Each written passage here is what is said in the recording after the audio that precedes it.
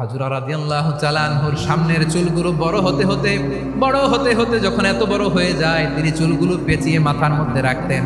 তারপরে তিনি পাগড়ি পরতেন। সবাই জিজ্ঞেস করতো, আবু মাহজুরা, এটা আবার কেমন স্টাইল?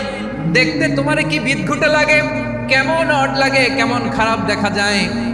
মক্কায় এমন কোনো মানুষ তো দেখি নাই, ডানে চুল কাটে, বায়ে চুল কাটে, পেছনে চুল কাটে, সামনে কাটে না। ওরে আবু মাহজুরা, কেমন দেখা যায় তোমারে?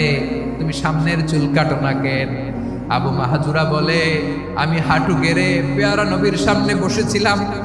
আমার এই মাথার চুলের মধ্যে মুবারক হাত লাগিয়ে বিশ্বনবী নিজে আমাকে আজানের প্রতিটা বাক্য শিক্ষা দিয়েছেন।